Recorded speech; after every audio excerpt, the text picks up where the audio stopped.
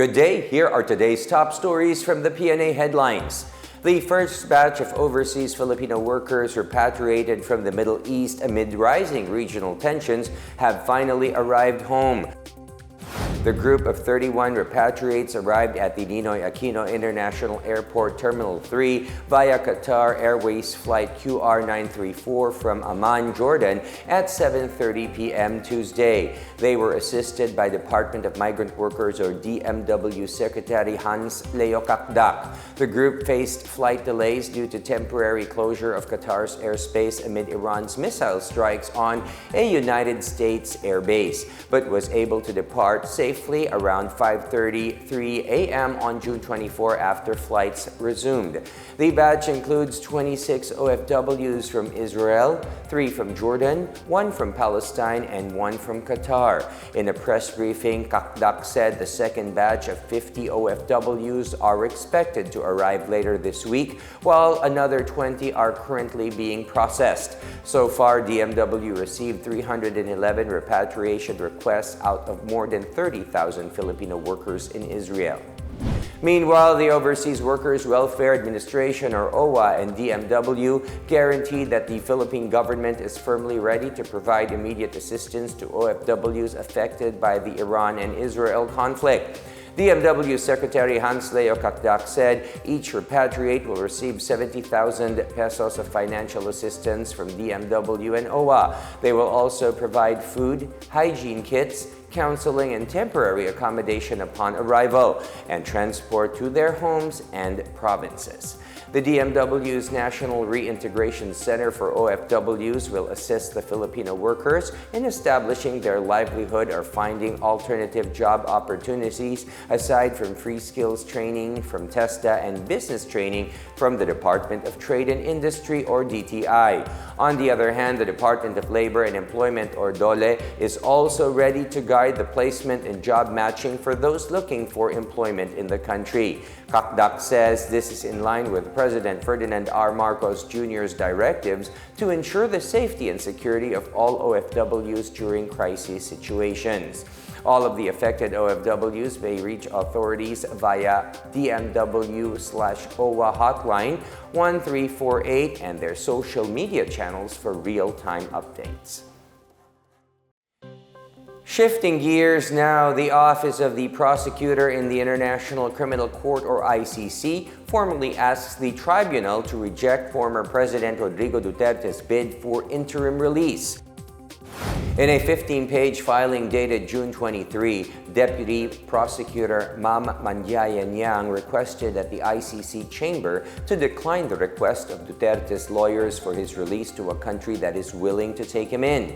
The prosecution argued that Duterte's continued detention is needed to ensure his appearance at trial, ensure that he does not obstruct or endanger the court proceedings, and prevent him from committing crimes within the jurisdiction of the court. The prosecution added that Duterte's family is planning to bring him back to the Philippines. It also noted that Duterte and his allies have history of interfering with the investigations against him, as well as the occasion where the former president promised to shoot ICC officials who will arrest him. Duterte is currently under ICC custody in The Hague, Netherlands, to face charges over his administration's war on drugs. Meanwhile, news from the regions, the National Irrigation Administration turned over solar-powered irrigation projects to farmers in Masbate following President Ferdinand R. Marcos Jr.'s push for agricultural modernization. The projects include 50 million pesos worth of solar-powered irrigation systems in the towns of Dimasalang, Balud, Mandaon, and San Jacinto, as well as a new 20 million peso project in Kawayan. Over 150 farmers will benefit from the projects, which are expected to improve irrigation in more than 220 hectares of rice fields.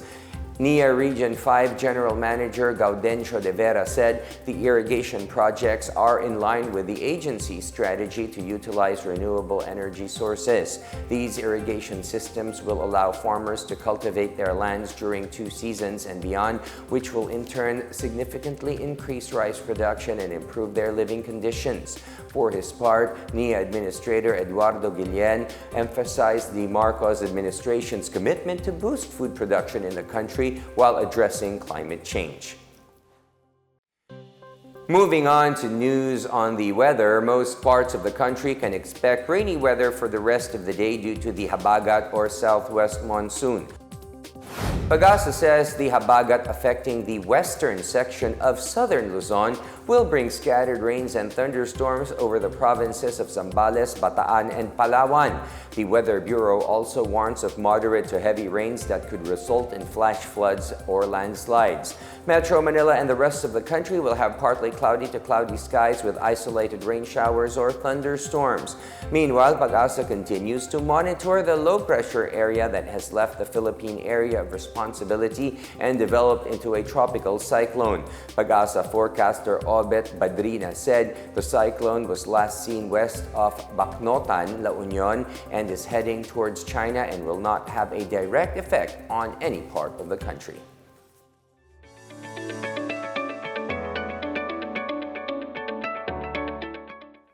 And finally, in our business news, canned sardines will stay affordable as manufacturers drop their plan to increase prices by 3 pesos, according to the Department of Trade and Industry.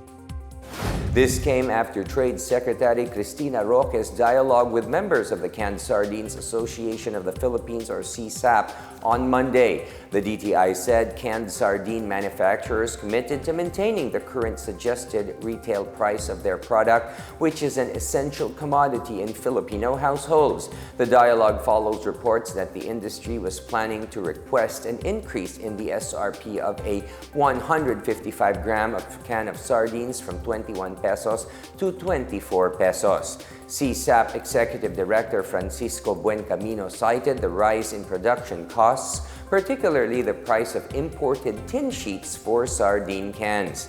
For its part, the DTI vows to continue to ensure that market prices remain stable and fair. In other news, the Philippines is showing stable growth as an investment destination as wealthier people are now living in the country, according to Henley and Partners. The consultancy firm reports that there are now about 12,800 high net worth individuals in the Philippines. These include 12 billionaires and 17 centimillionaires, or those whose wealth is worth around $100 million. The company said the number went up by 32% in the past decade. Scott Moore, Henley and Partners Managing Director for Southeast Asia, said the influx of millionaires positions the Philippines as a potential economic powerhouse. He said the increase reflects the country's entrepreneurial class, maturing financial markets, and expanding real estate and services sector. Meanwhile, Thailand is emerging as Southeast Asia's global wealth haven, with more than 450 millionaires expected to relocate in 2025. And those are the latest and the biggest stories from the Pna Headlines. For more news updates, visit our website pna.gov.ph or our Facebook and X account, Philippine News Agency. You may also watch the Pna Headlines through the Philippine News Agency's YouTube account and via the News and Information Bureau website under PNA News. I am William Theo. This is the Pna Headlines, bringing you stories that unite the nation.